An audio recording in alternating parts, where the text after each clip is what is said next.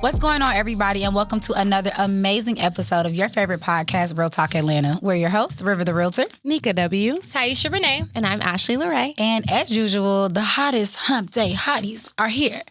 Yes. That would be us, by the way, in case you didn't catch the drift. You ladies got some moves. Let's get into it. I'm screaming. Okay, I'm excited about today's episode, but before we hop in, of course, we have to do our new segment, Peaks and Pits. Yes. What's going on in your lives, ladies? Give us a quick peek and a quick pit. I feel like a pit for me is I'm still tired. Okay. I need some vacation time. I've decided this week that I'm going to take some time around June, July. That's a long time. That's the only time I have available. We're in April right now when we're recording this. I have to push it back.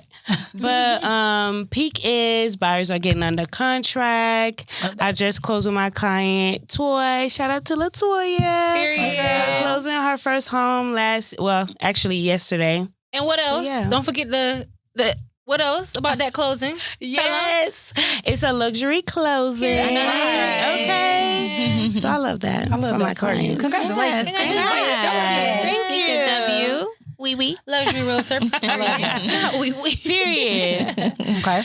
I think my pit this week is going to be my full time. Y'all know I also have a full time 9 to 5. They be stressing me out. I'm crazy. When I tell y'all, like, my schedule be like back to back meetings. It's like, you know, when you do your work good and then they start putting you on stuff, I'm going to start slacking up. Yeah. I don't want to. Yeah. Don't give it to me. I don't want to be here. Anyway, that would be my pit. They're stressing me out. My peak. I mean, life is my peak. I'm just happy to be here. You know, business is flowing. Love that. I don't have no complaints. Life is my peak. Just being alive is my peak. We're 30 days away from summer. Yeah, so almost at my favorite season. I'm outside this summer, my last hot girl summer. Before we'll see. Tie it up. Keep your love locked down. Not Kanye West. Y'all are hilarious. My peak and my pit are kind of the same. I've been back in the gym this week consistently. I know I saw a little. You see the arms? Now she got the arms out. You see mine are cupped. I literally got in the chair like this today. Like my legs hurt so bad. So that's my peak, like the pain. But it's like a good pain. I'm excited. I feel like I've been trying to focus on like self-care. I kind of want to present myself every day, like get into a routine of how the person I want to be. The person I want to be works out every day. She gets up early, goes to the gym, blah, blah, blah. So she's TikTok famous. Okay, Look, the girl you want to be a TikTok famous for sure. It's like to get ready with the gym. I love that. I can definitely actually doing that. I can too. Yeah. Okay, so my peak, I'm gonna say my peak is I had a meeting with my team and it went really, really good. Like I had been thinking about all these different things I wanted to implement, but I was doing a mentorship program, so it was a lot for me to manage my team and them. So now that my mentorship program, that first cohort is closed, I've had a lot more time to like, you know, talk to the girls. Hey, Kiana. Hey, KK. And we just implemented some really, really good processes for like the upcoming season that I'm excited about. We got a lot of people who are summer shoppers, so we got to get them moving. So that's my peak. I would say my pit is probably just like, I feel a little off balance. Like y'all know when like something just not. Something not right, but you can't put your finger. I can't quite put my finger on it. And I think it's kind of like Ashley said, I think I kind of lost my routine. Like I was in like a routine, but like, I don't know. I got to get back to that. The program is over. You probably have moving so much. Yeah, and maybe like I'm resetting. So I got to get back into like the groove of like act. Because I didn't stop selling, but I took a back burner on selling. So now I got buyers. I'm doing showings. I haven't done showings in months. Sorry.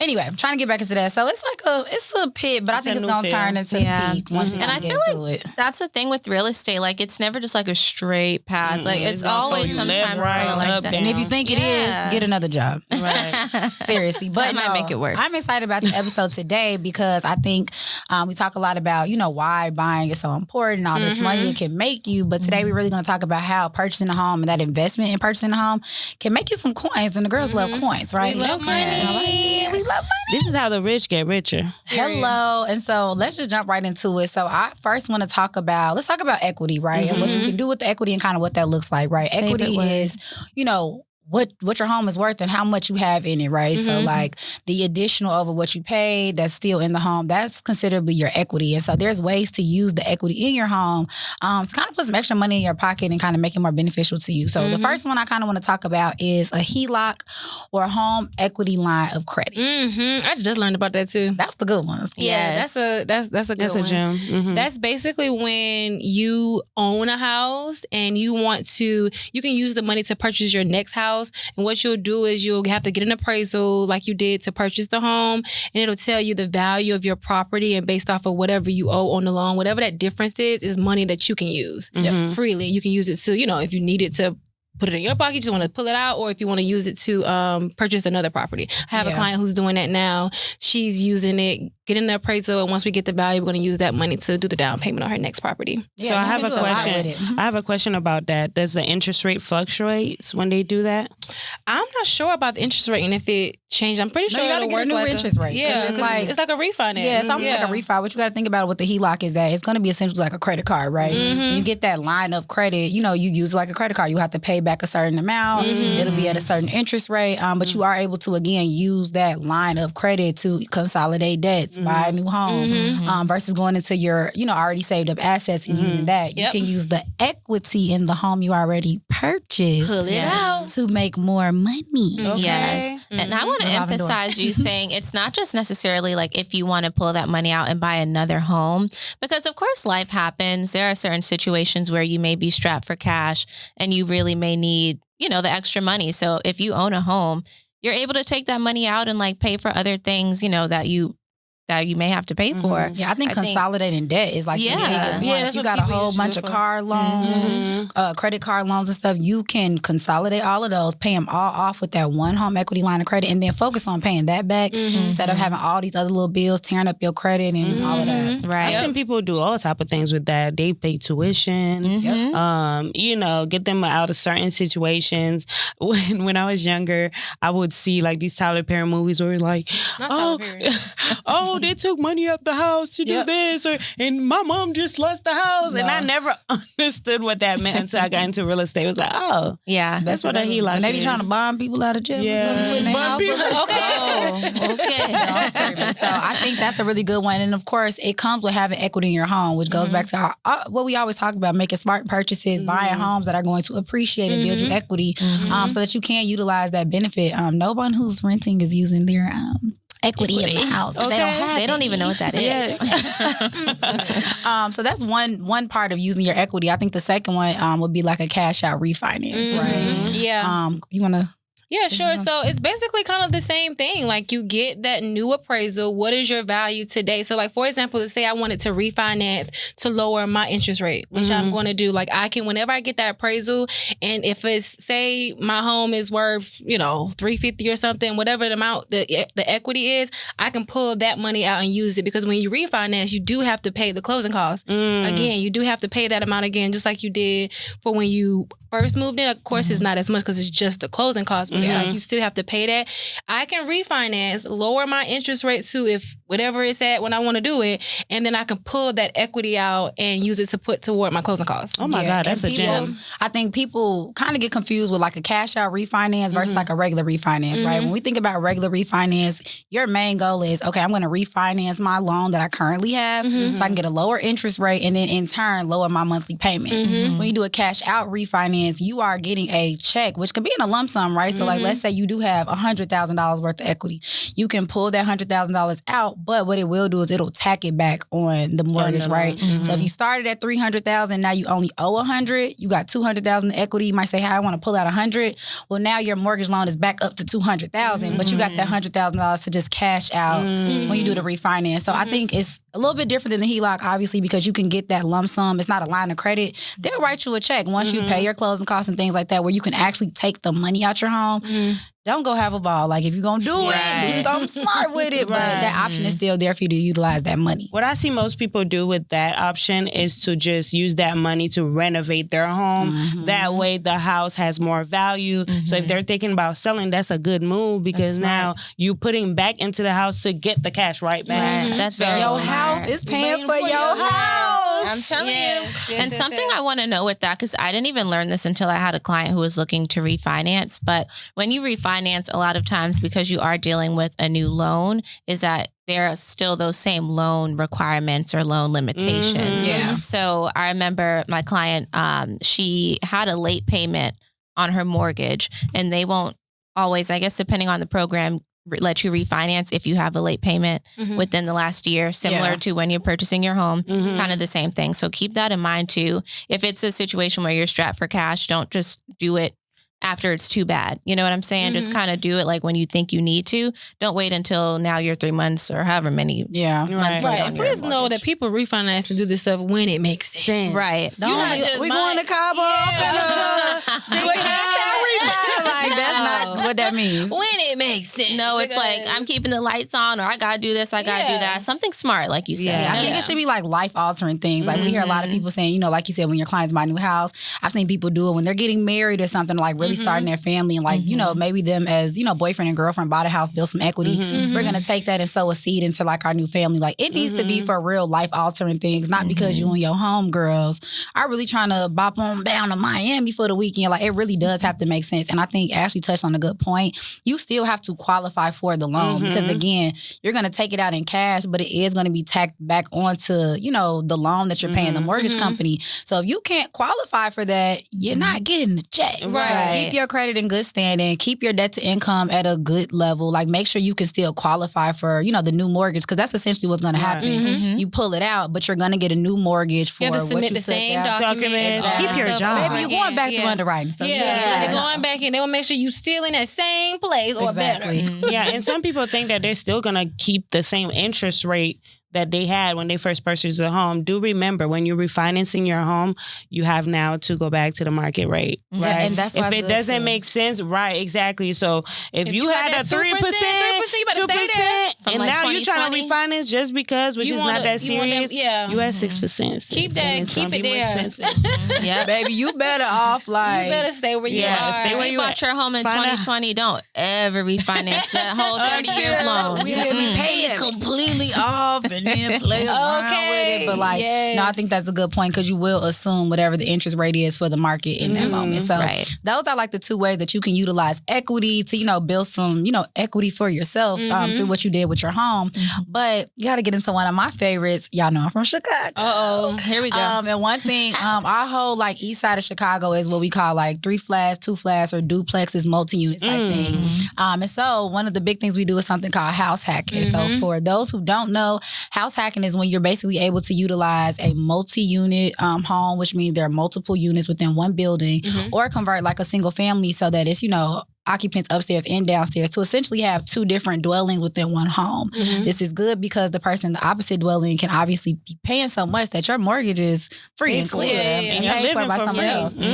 Free bands. If the market rate makes sense, if the area makes sense, everything has to make sense. Yeah, exactly. I've been definitely looking into multifamily ever since I watched a TikTok, and this guy was explaining how he used the NACA program to buy a multifamily, and he's been living like mortgage free for 7 years. Yeah, I will say that I want to do that. Does not have a multifamily. It's very rare. I have 2 clients right now shopping for multifamilies. And it's like, I have one too. The inventory is terrible. Now, do y'all want the gym or do y'all want the gym? We want the gym.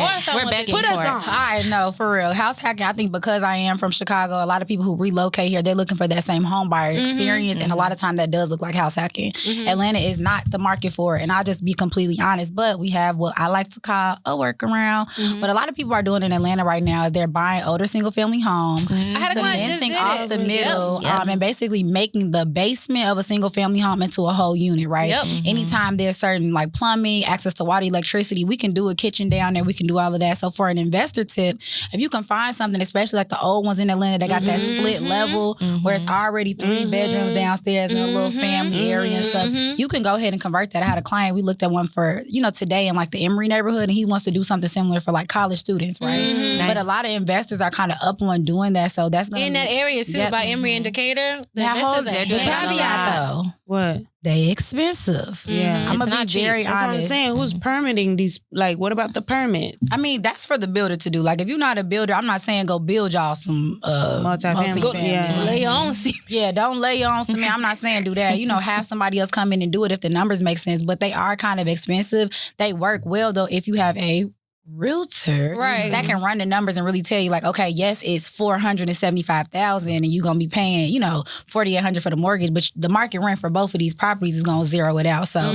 they're there. You just got to do a lot of research, and you need to call one of us so we can really put you in. Yeah. Okay, I had a client who did that 2 years ago. She had literally bought a single family. It already had a basement. Yep. It was already finished. She didn't have like sinks, so she just wants to feel like a quick Airbnb. Yeah. Airbnb had a bathroom and stuff, but she rented out. Like you don't have to even come in her house. There's a separate door for the basement. You don't have to come up and see separate driveway sometimes. Separate. They have a separate entrance backyard. She kind of like blocked hers off and added that side. So it's like you can do it. You can make it your own with a single family. And she was like right by the Tyler Perry. So it matters like where it's at. That's perfect. It has to make sense. The location matters. All and that ingress, egress, what you just said. You got to have your own way in, your own way out. You don't want nobody just walking through. Yeah, you don't want the people downstairs like, girl, I gotta go. Girl, you got some tissue up there. Girl, you stay down there. No, you want it. They have the door like that lock from the inside. Like cemented. Don't do the little latch lock. You don't even want that. You make a like in the hotel room. And you know what's crazy? There was one condo I was under contract on downtown, like over by Peter Street. And y'all won't believe, because this is very rare. You don't see this often. I wouldn't even recommend it unless the HOA allows it.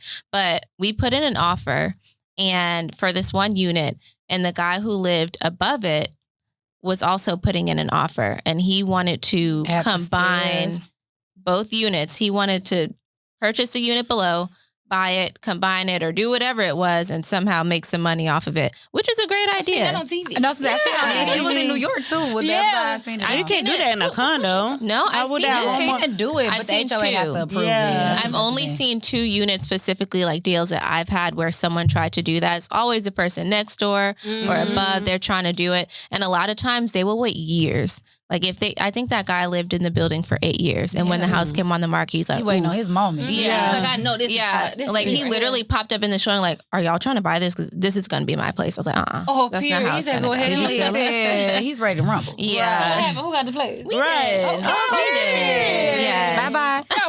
He been waiting for that place. Hey, neighbor. That's crazy. No, and one more thing, I love that Taisha kind of mentioned this, because even when we talk about the house hacking, it doesn't necessarily have to be 2 tenants, right? How you talked about your client had like a, just like a downstairs area. It's a downstairs. As long as it has a bathroom, you got to think. Hotel rooms don't got kitchens. Yeah. It could be Airbnb. It could be like a short-term rental, but that You also ain't here to stay, baby. Just for a few days. Hello, and then paying that money, like you have revolving income for your lower unit while you living upstairs, rent-free, mortgage-free, carefree. So I think house hacking is truly, truly the way. And in Atlanta, how could you not? Yeah. So many colleges, universities, these businesses that are newly relocating here. It's kind of like, why are you not doing it, honestly? I'm telling you, I have clients right now that are making money on house hacking. I have a seller. I was about to list the home actually, but he literally turned the garage into a whole unit, 3 bedrooms downstairs, 3 bedroom upstairs.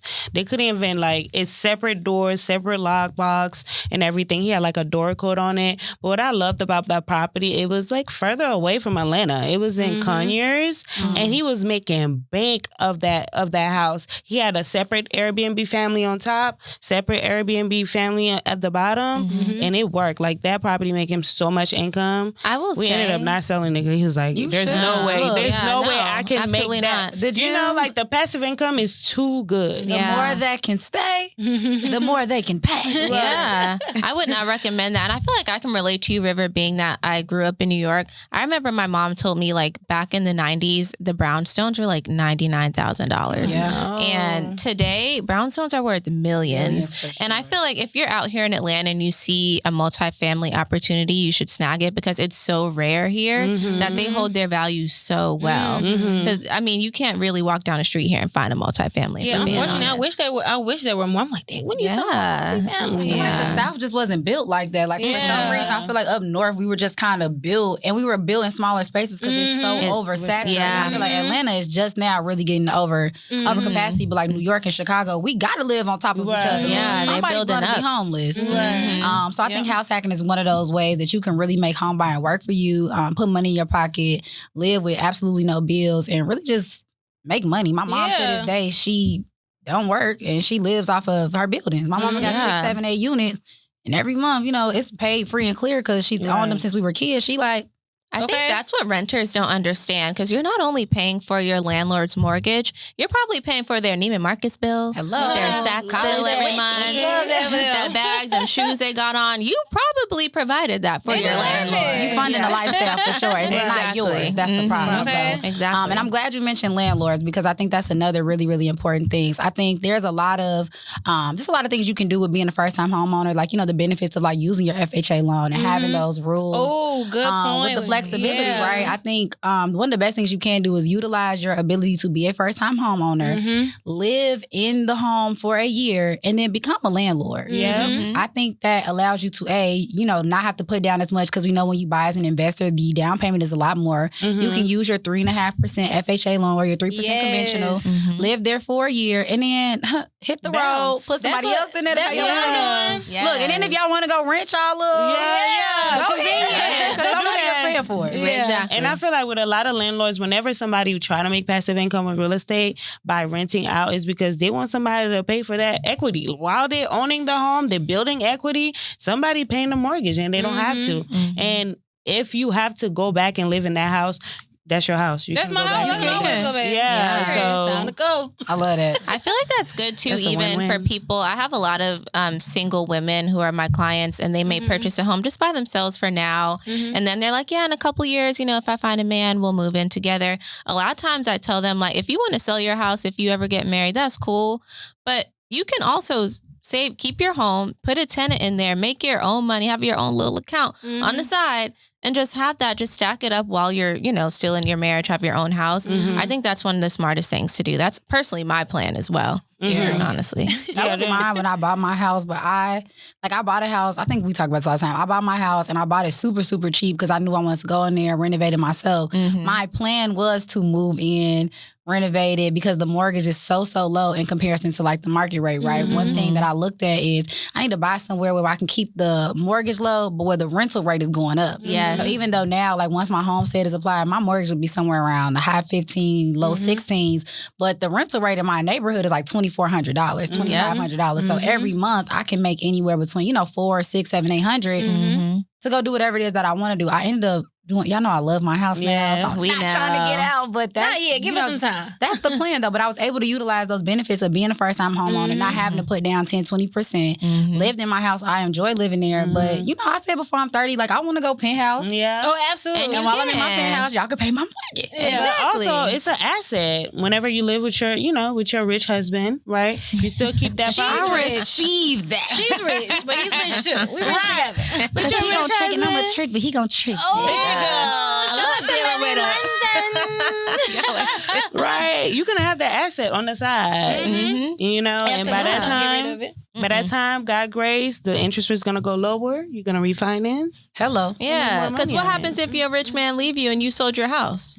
And that's the key. And now you got nowhere to go. But that's the key, right? I think holding on to the asset, especially as women. Sorry, fellas, don't fight us. But really for the women, I think having a piece of property or having some type of asset that's going to continuously appreciate while you're in a marriage, not in a relationship, whatever the case may be, so that at the end of the day, when it's all said and done, you have something you can always fall back on. You'll never be homeless if you own a piece of property. You'll never go broke if you buy an asset that's going to appreciate. Y'all can keep buying these rollies. Y'all can keep buying these bags. But if that man put you out, you're going to be living in that bag. And you gonna sell it. You better sell it. She gonna put it on Facebook Marketplace.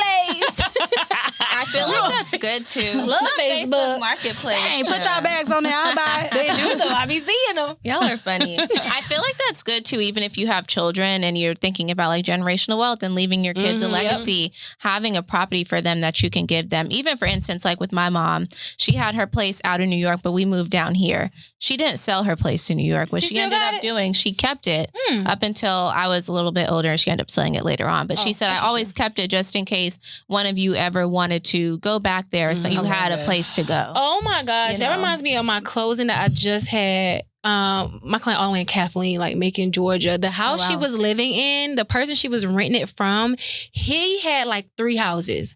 And he came to her, she was renting another house, and he was like, hey, like, I want to stay in this house because it got this land. I want to do this. Go pick one of the other houses. And you can go rent those out.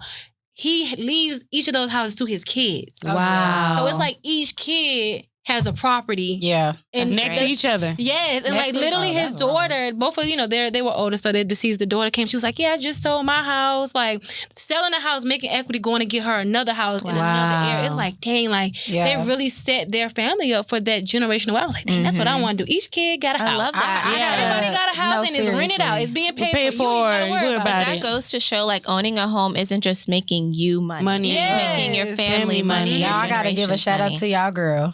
Sharia, I know you watching. We love mom. My mom, I'll be completely honest, my mom has it set up like that too. So me and my siblings, we all have a piece of property. Wow. We all have a piece of property. Look, I wish, child, can I take the equity out, Mom? No, ever since we were kids though, that's kind of how my mom and dad kind of designed everything. My dad does like commercial development and stuff. So the bigger things, of course, they'll liquidate at some point. But they have like single family or multi-unit that they've already assigned for each one of us that are like, hey, like, y'all do what y'all want to do. Me, I know I'm going to hold on to mine, but I think that's the biggest thing. My mom is like, one, you'll never be homeless. Y'all will always have somewhere to go should anything happen in y'all lives. And she like, if you ever want to come back, y'all could pay me rent instead of somebody else. And I'm like, girl, I'm not paying your bills. Like, I know the trick. But that was something she always did. She always wanted to set us up so we all have at least one piece of property. That's a blessing. Yeah, I have a home in Haiti too. Oh, nice. No. But no, we have a tenant upstairs. Like we build onto it. But in Haiti, like you build your own house. I'm gonna say you build your own house. You build your own house. So it's our she family. said that on the first episode of Real Talk Atlanta. Yeah, we build our own house. So our dad is always big on property. Like I know my little brother got land. Like his godmother had like bought him land in Haiti as well. So it doesn't matter how old we get, we can go back, sell it. Whatever the case may be. I mean, I feel like real estate is just... It's the asset that I always appreciate. Yes. I love that for us. And I think today, after y'all watch this episode, y'all will understand how that appreciating asset gonna keep appreciating, putting money in your pocket. Yep, especially in Atlanta. Hello. Yes. Okay. So with that, it is time to transition to our favorite segment of the day. Yes. Our question of the day. With me, Ashley Lorraine. Our realtor bae. There we go. She like missing that. Remember, she used to hate it, and then she call me back for it. So yes, this is our question of the day segment where we take questions from you guys, our audience, and we answer them on the show. So you can submit your questions via Instagram at Real Talk Atlanta. Comment it down below if you're on YouTube, or even shoot us an email at realtalkatlpod@gmail.com. So today's question, someone wanted to know, I don't know if it was from YouTube or email, but she asked us, how do we communicate with our clients that they are not our only clients? Because I think a lot of them don't know that. Yeah, they know, but they don't want to. Yeah, they don't care. They don't care. It's not about them. I set expectations in the beginning. I don't say it like, oh, I got other clients. Like I just be like, I feel like it gets difficult when you got showings. Yes. So I always set the expectation like, hey, typically we need at least 24 hours, just to accommodate for everyone and their schedules when we're doing showings. And I'm like, of course, if it's something that comes up and we have the flexibility, we can go see it urgently. But I set the expectation ahead of time, like, please give me 24 hours to do such and such and such in whatever instance it may be. Because it's a lot of people. It's a lot of people here. But I don't use it like, oh, it's because you're not the only client. You ain't the only one trying to be the only one. Nice way, Things come up, things happen. So I just give them the... I'm kind of struggling with that. Actually. Really? Yeah. I'll just throw little stuff here and there and be like, hey, a client calling me, let me call you back. Or I'll just like, oh, hey, I'm going to a closing, which was actually true. Like, I'm going to a closing right now. Like little hints that will tell them like, hey, I want to make you feel like you're the only one. I want to make you feel private and exclusive and all of these things. But the truth of the matter is... Baby, you're not we got 35. Yes. Yeah. And I think they kind of forget that sometimes because it's it depends on the process. Sometimes I focus on a client for like a good 2 days. Like it's been really good communication. I'm texting back fast. So they're kind of like, okay. They get spoiled. They get used to it. And then I go like, I focus on somebody else for another 2 days and they're like, Yeah, they feel entitled. So yeah, no, I say this all the time. I feel like we're doing our clients a disservice if they don't feel like that. Yeah. Like we want you guys to feel like that, but we also want y'all to know that that's not real life. Yeah. That's like a fantasy world, right? I think like I always try to make myself as available. Like y'all know I be working in the wee hours of the night. I got 2 clients. They know they watching Kiara and LaShawn. LaShawn will call me like, so look, girl, I was thinking. And it'd be like 2 o'clock in the morning. I'd be like, girl, what was you thinking? And then like, but it's, I think because we built these relationships, and I think for me, I'm just very open, like, you know, hey, you okay? I always answer the phone like, are you okay? Yeah. And they know when I do that, they're like, oh, okay, no, I'm good. Call me back when you, you know, call me back when you're busy. Okay, I'm not use that. busy. You know, I'm Because I always want to check on it. No, the thing is, I really do always want to check on my clients, but like the reality of it is you can't be everywhere at once, and I can't do it, but I always still want to let them know that I'm available. So I think for me, it's like I keep the lines of communication open, but inherent in it, I'm also saying like, hey, I'm in the middle of doing this. Are you good? Is it burning down? I'll call you right back. I'll make sure to get back with them. Yeah. I think that's good. That's good. I'll say for me, I feel like I've been really blessed where most of my clients are super understanding. They understand. And I also think it's because they have their own stuff going on. They understand I got my own stuff going on too. Like my, you know, they got their own motion.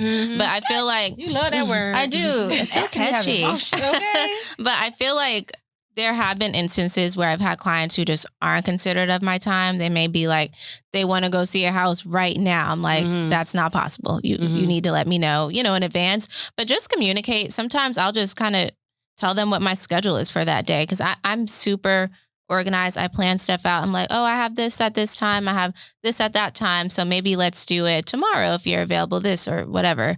But just communicate. It's yeah, really I would not love hard. for it to be that way, but I feel like now, like I have clients that are really, really anxious about the process, so they'll call you just for like, hey, like what happened or what should we be doing next? And it's just like I have 5 people calling at once. Yeah, I make sure y'all know I write everything down. I make sure I'm talking to the clients every day. It's just really with the showings for me. And I agree with that. Showing assistants like, all right, guys, have a little flexibility. But you know how you say, you know, you tell them, I'd be like, what is yours? I'm asking them, what is your availability? And I'm a work around that. Yeah. I agree with, to me, I only really struggle with that with showings. So if I have someone wanting to look in Buford and somebody else trying to look in Marietta. Yeah, it's like, okay. And then they're like, oh, okay, well, if you're leaving there at 2, I know. So, like, seriously. And like, can we see 4 or 5? I'd be like, the minimum for today is 4. 4 only. And they don't even account for, like, the traffic time. I'm like, hold on, I need time to get there in the first place. But as far as, like, communication, my phone's always on. I don't put my phone on Do Not Disturb or turn it off. Like, you can call or text me anytime, but it's just showings. Just some showings that's like, let me let you know ahead of time. Yeah. This is how it works. Yeah. You know, so I think for agents, don't let your client like force you in the corner where you feel like you got to do this. Like you got to be real with yourself and real with your other clients because you don't want to lose a whole bunch of business trying to maintain one who is not really being considerate. So I think all lines of communication open, it'll work. And we've said this before, how of course we kind of run on our own schedules, but our business also relies on our client schedules at that time. A lot. So you have to be flexible with each one and just kind of make it work. Yeah, because I feel like we all do. So that was a question. I love this episode, y'all. I'm really just big on figuring out how we can make our money and our coins work for us. So I hope y'all learned a lot about how putting that initial investment in can just lead you to a lifelong of generational wealth for you, your people, your family, just everybody around you, and just continue to watch your asset grow. So I love this episode. And of course, and Hamza Hotties will be back next week for another hot topic in the real estate street. So we'll see y'all next time. See you next Wednesday. Bye.